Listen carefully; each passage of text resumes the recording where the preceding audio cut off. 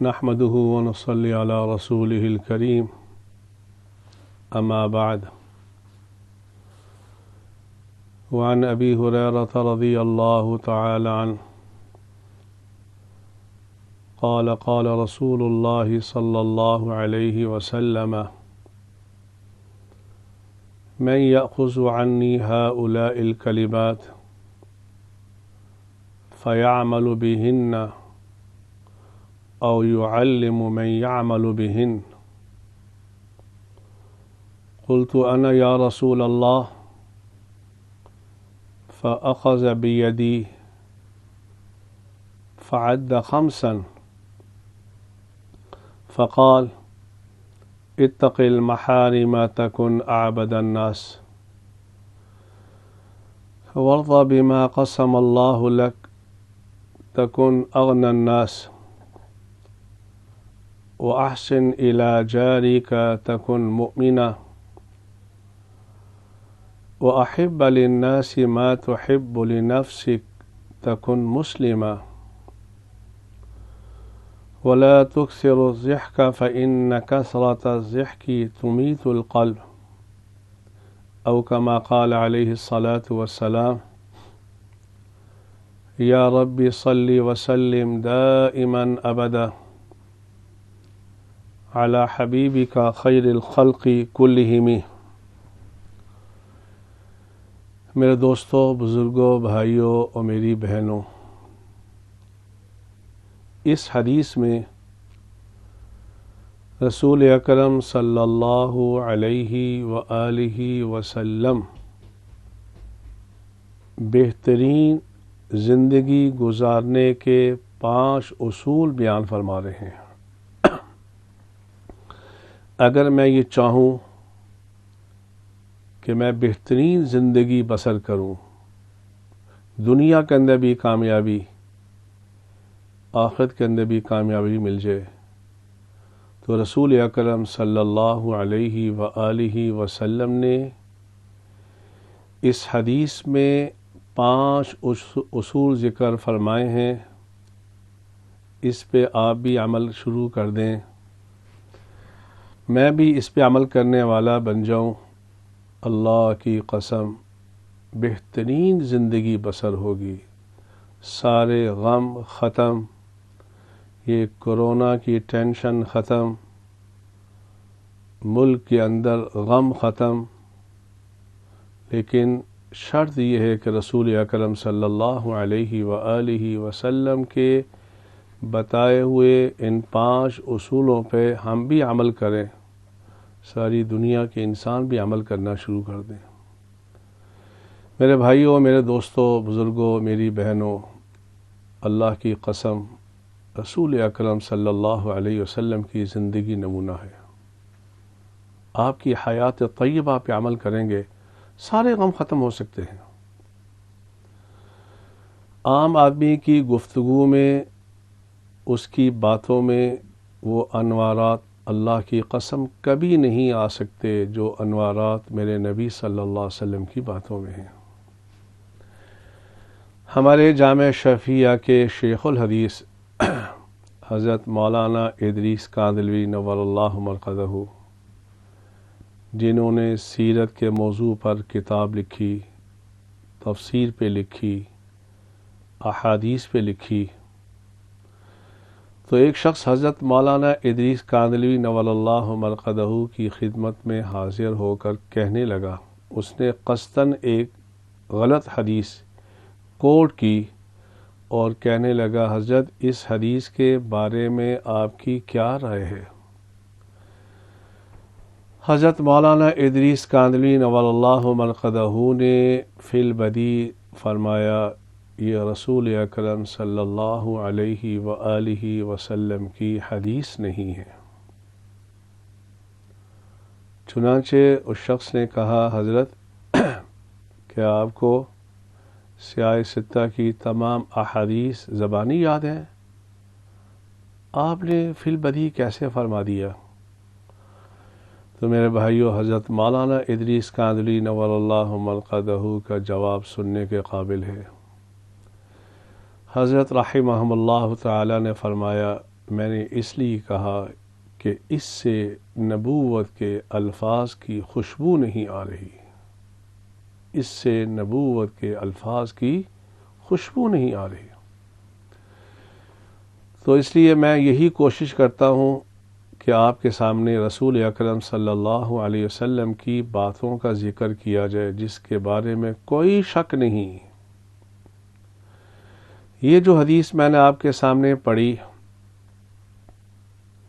جس میں حضرت ابو ہریرہ رضی اللہ تعالی عنہ فرماتے ہیں کہ اللہ کے نبی صلی اللہ علیہ وآلہ وسلم ایک دفعہ صحابہ کے درمیان تشریف فرما تھے، ایک مجمع لگا ہوا تھا۔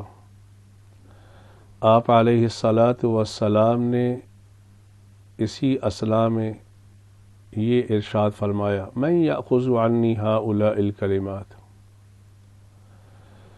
اے صحابہ تم میں سے کون ہے وہ شخص جو مجھ سے چند کلمات لے لے، فَيَعْمَلُ بِهِنَّ أَوْ يُعَلِّمُ مَنْ يَعْمَلُ بِهِنَّ، ان باتوں پر خود بھی عمل کرے اور لوگوں کو بھی اس کی دعوت دے۔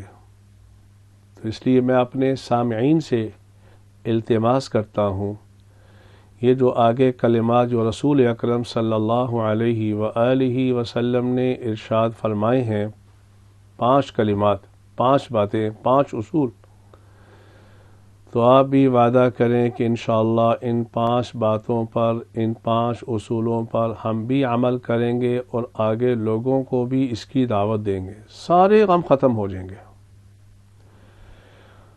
تو جب اللہ کے نبی صلی اللہ علیہ وآلہ وسلم نے یہ فرمایا کہ من یأخذ عنی ہؤلاء الکلمات فیعمل بہن او یعلم من یعمل بہن، کون ہے جو تم میں سے مجھ سے چند کلمات لے لے، خود بھی عمل کرے، آگے لوگوں کو بھی اس کی دعوت دے۔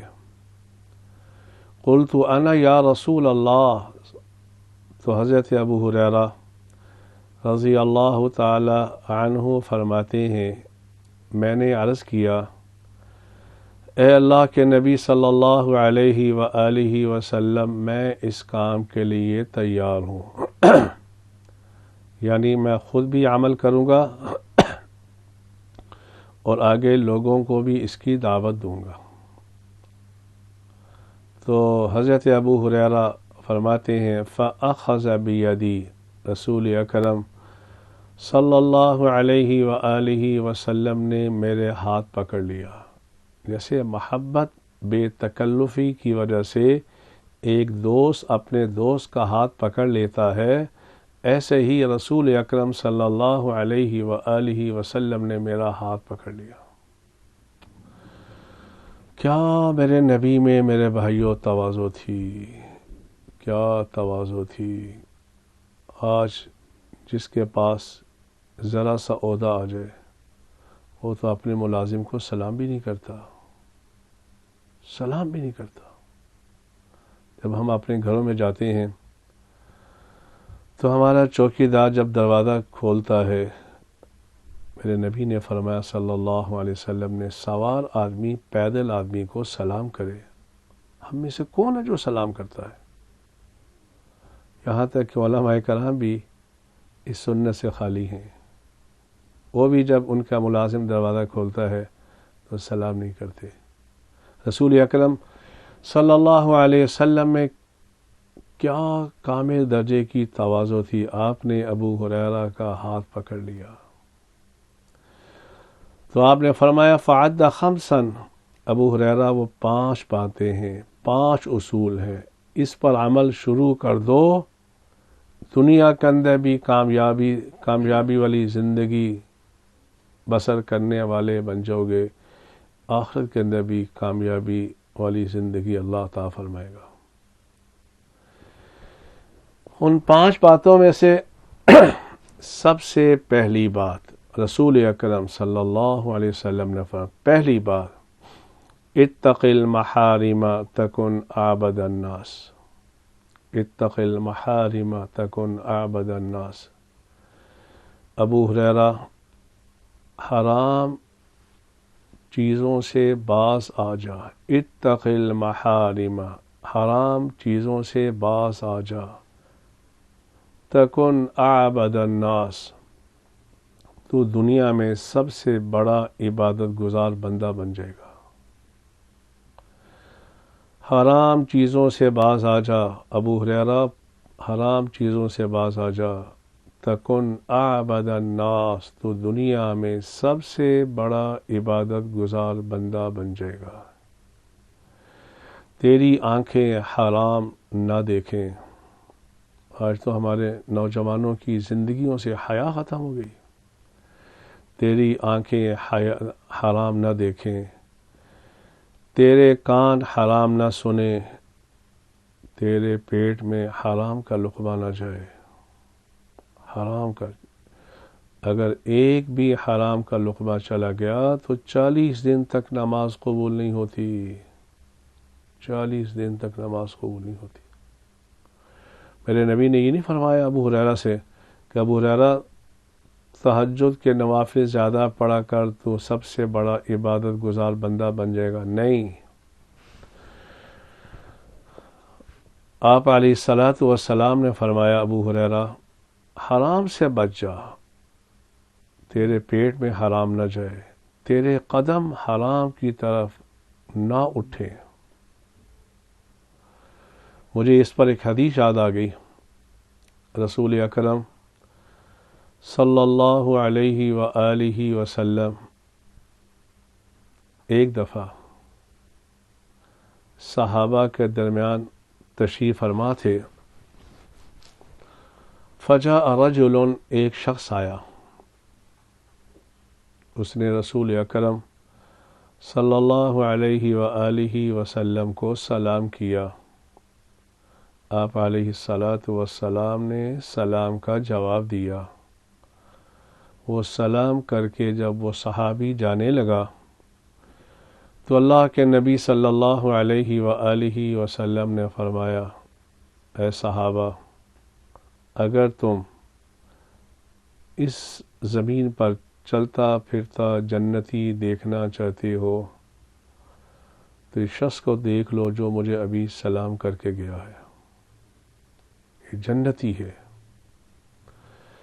ایک صحابی رضی اللہ تعالی عنہ فرماتے ہیں، میرے دل میں یہ بات آئی کہ میں دیکھنا چاہتا ہوں یہ عمل کیا کرتے ہیں جس کی وجہ سے اللہ کے نبی صلی اللہ علیہ وآلہ وسلم نے ارشاد فرمایا کہ یہ جنتی شخص ہے۔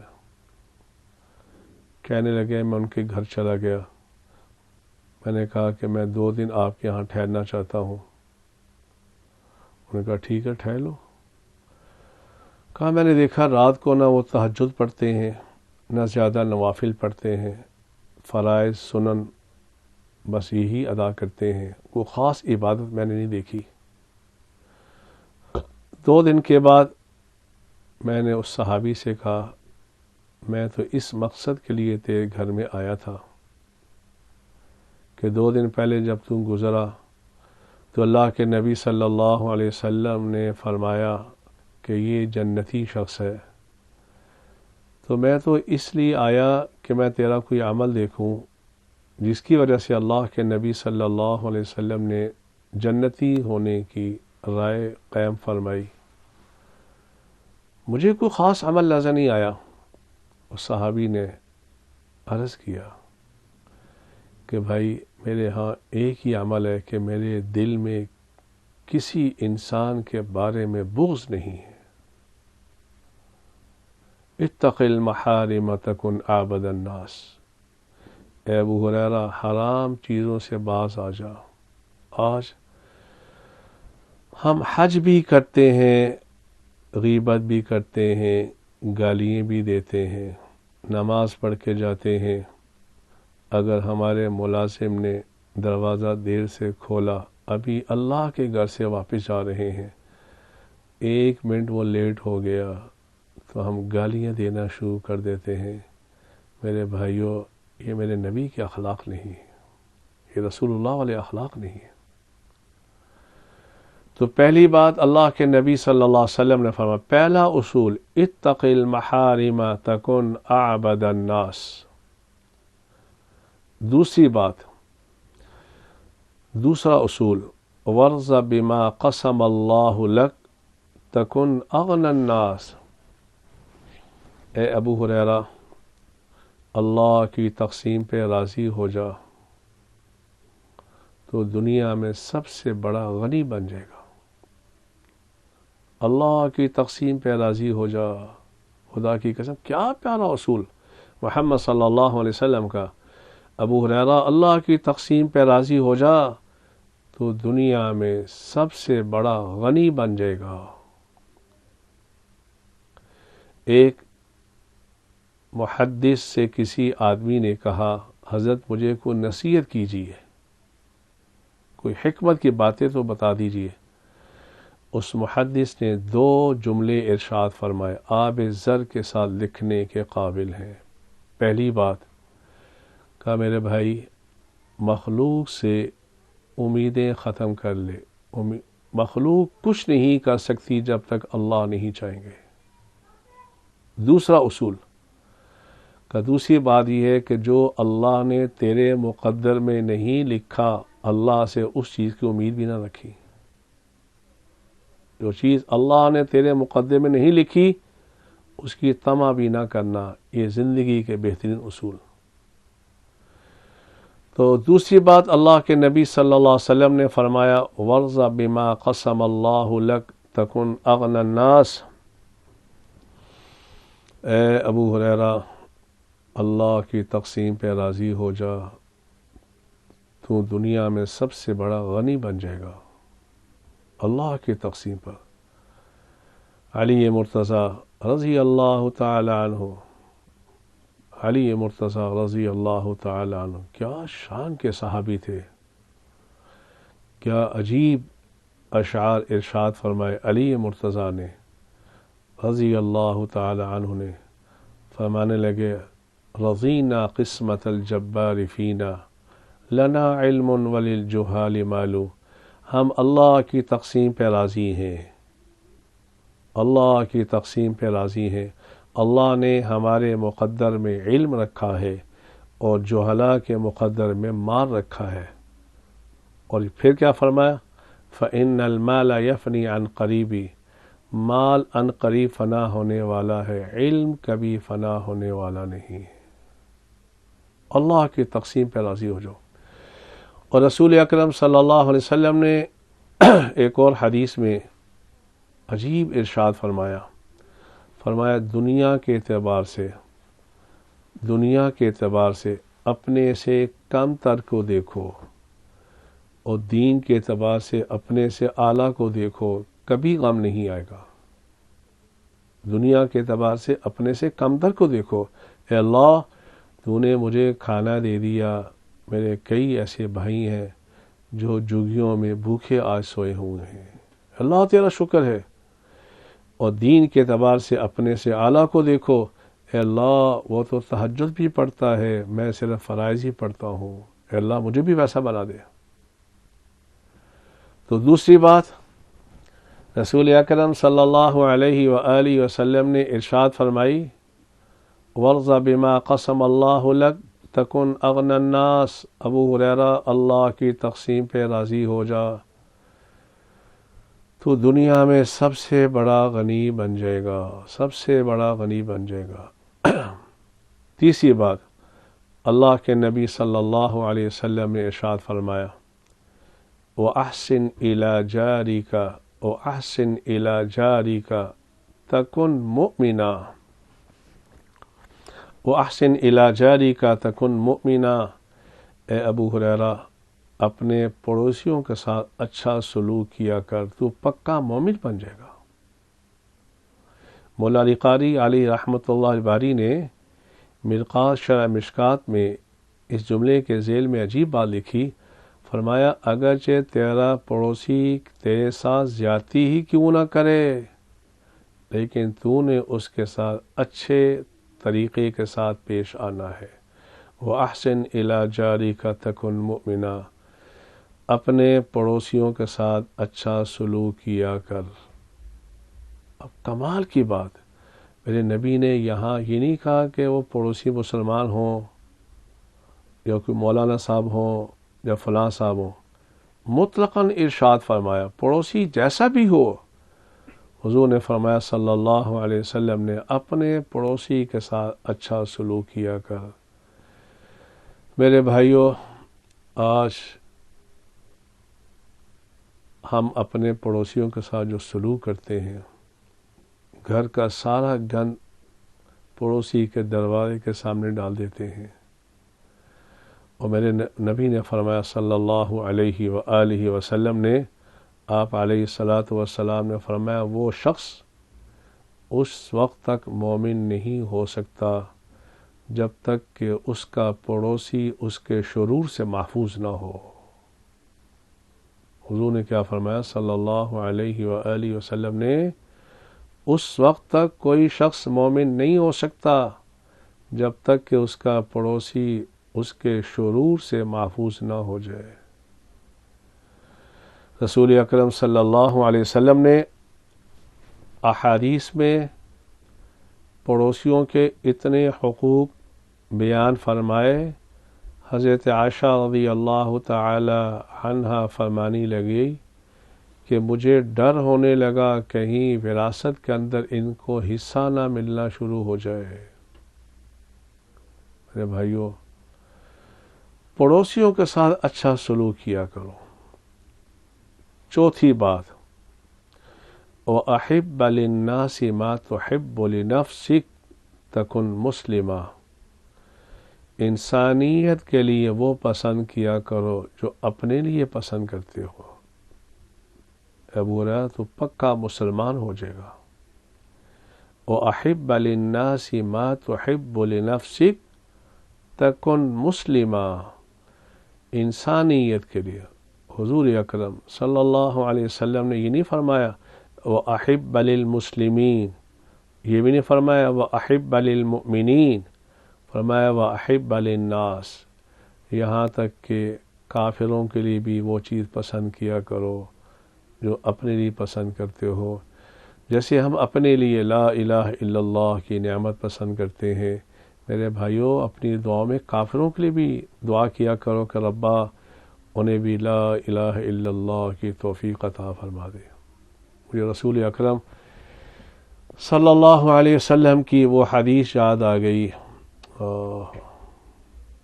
حضور اکرم صلی اللہ علیہ وسلم ایک یہودی غلام کے گھر تشریف لے گئے جو زندگی موت کی کشمکش میں تھا،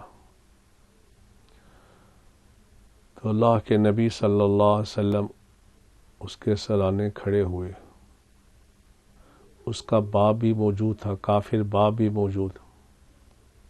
میں تو یہ تعبیر کرتا ہوں اس کا باپ بھی موجود تھا اور کائنات کا حقیقی باپ بھی موجود تھا، محمد صلی اللہ علیہ وسلم۔ تو اللہ کے نبی صلی اللہ علیہ وسلم نے اس بچے سے کہا یا ولد قل لا الہ الا اللہ، آپ نے فرمایا بیٹا کلمہ پڑھ لے، کلمہ پڑھ لے۔ اس نے ایک نظر اپنے باپ کے چہرے پہ ڈالی، ایک نظر رسول اکرم صلی اللہ علیہ وسلم کے چہرے پہ ڈالی کہ ابا یہ کیا کہہ رہے ہیں؟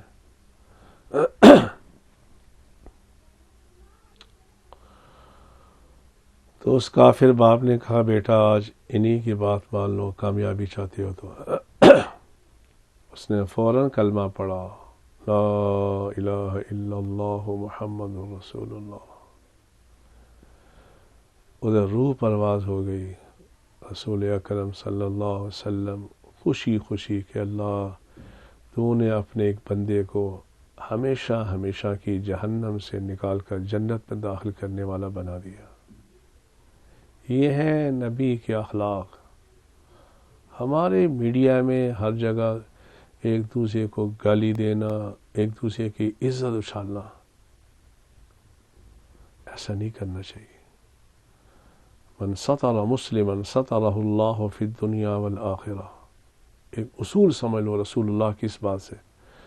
حضور نے فرمایا اگر اپنے عیوب پہ چاہتے ہو کہ تمہارے عیوب دنیا والوں کے سامنے اوپن نہ ہو، اس کا ایک اصول ہے کہ لوگوں کے عیوب پہ پردہ ڈالنا سیکھ لو. ہمارے ہاں عزت سے کھیلا جاتا ہے.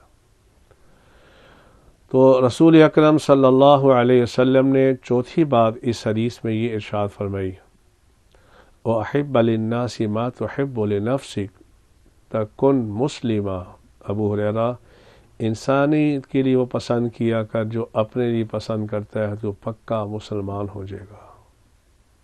اور آخری بات، پانچواں اصول، رسول اکرم صلی اللہ علیہ وسلم نے فرمایا وَلَا تُكْثِرُ الضِّحْكَ فَإِنَّ كَثْرَةَ الضِّحْكِ تُمِيتُ الْقَلْبَ. ابو ہریرہ، زیادہ نہ ہنسا کر، زیادہ ہنسنا انسان کے دل کو مردہ کر دیتا ہے. اسی لیے شمائل ترمذی میں رسول اکرم صلی اللہ علیہ وآلہ وسلم کے بارے میں منقول ہے، آپ علیہ الصلاۃ والسلام نے پوری زندگی قہقہ نہیں لگایا. پوری زندگی آپ علیہ الصلاۃ والسلام تبسم فرمایا کرتے تھے. آپ کے چہرہ انور پہ مسکراہٹ ہوا کرتی تھی. آپ کبھی کبھار ضحک بھی فرما لیا کرتے تھے، لیکن آپ نے کبھی بھی قہقہ نہیں لگایا. تو اس حدیث کے آخری جملے میں رسول اکرم صلی اللہ علیہ وآلہ وسلم نے ابو ہریرہ سے فرمایا، اے ابو ہریرہ، زیادہ نہ ہنسا کر، کیونکہ زیادہ ہنسنا انسان کے دل کو مردہ کر دیتا ہے. یہ تو 5 اصول، کامیابی والی زندگی گزارنے کے 5 اصول جو رسول اکرم صلی اللہ علیہ وسلم نے اس حدیث میں ذکر فرمائے، میں نے آپ کے سامنے بیان کر دیے. لیکن ضمناً 1-2 اور باتیں بھی کرنا چاہتا ہوں کہ میرے بھائیوں، میری بہنوں، چند دنوں کے بعد وہ رحمت کا مہینہ شروع ہونے والا ہے.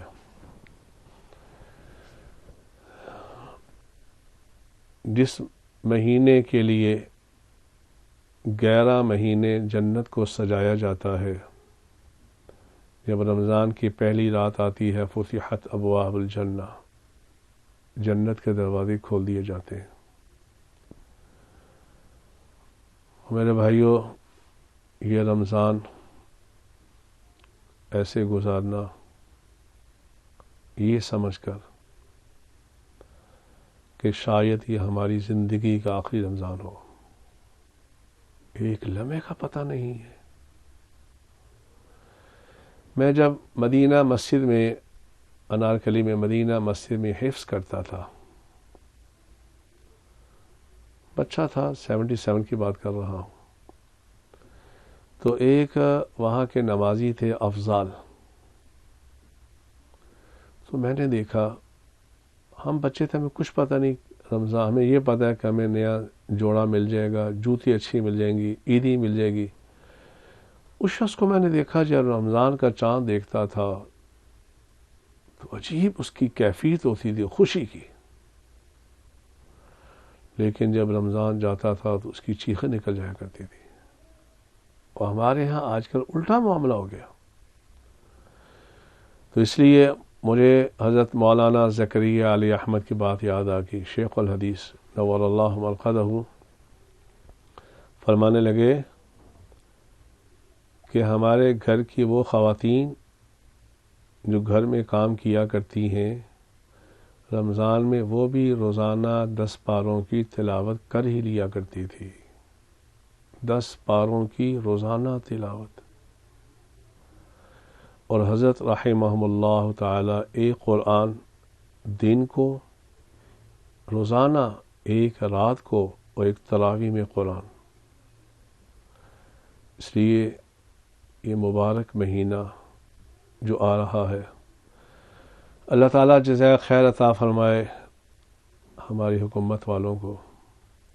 اس ضمن یہ بات بھی بتاتا چلوں، ہمارے ہاں فتویٰ لگانے میں بڑی جلد بازی کی جاتی ہے کہ فلاں یہودی ہے، فلاں ایسا ہے، بس صرف ہم ہی مسلمان ہیں۔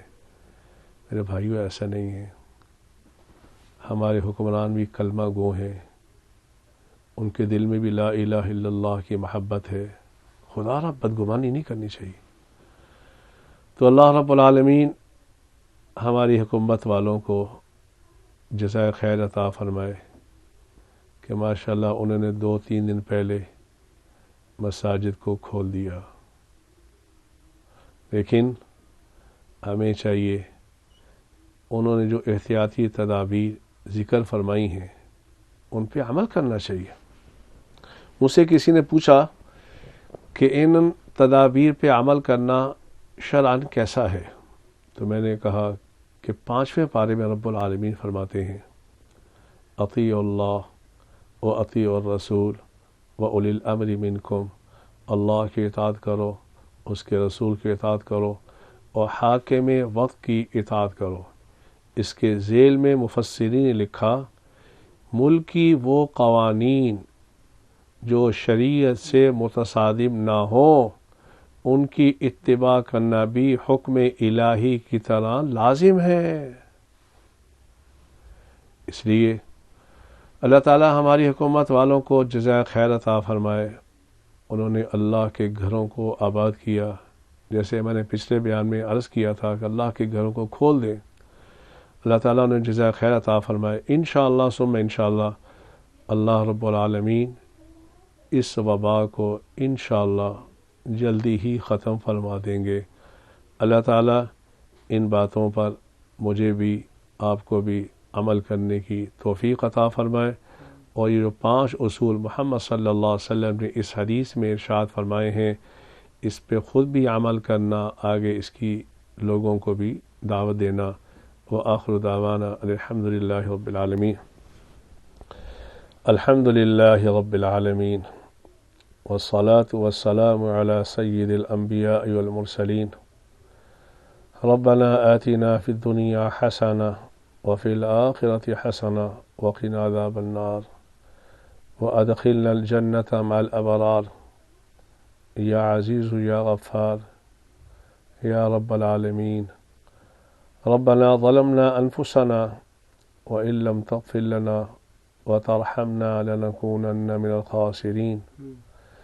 ربنا إننا سمعنا مناديا ينادي للإيمان أن آمنوا بربكم فآمنا ربنا فاغفر لنا ذنوبنا وكفر عنا سيئاتنا وتوفنا مع الأبرار۔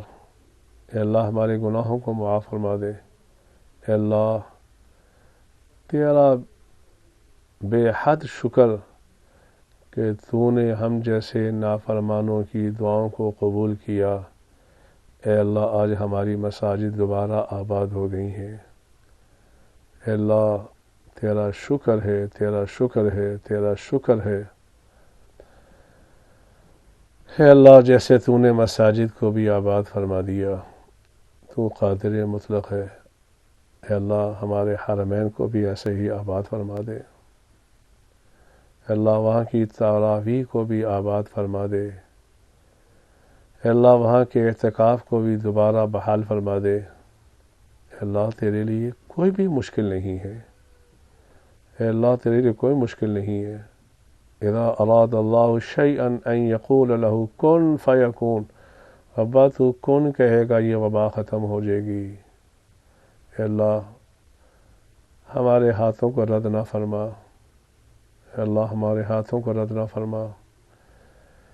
اے اللہ ہمارے وہ مسلمان بھائی اور میری بہنیں جو سال ہر سال سے رسول اکرم صلی اللہ علیہ وسلم کے دربار پہ رمضان میں اعتکاف کے لیے حاضر ہوا کرتے تھے، اب آج وہ تڑپ رہے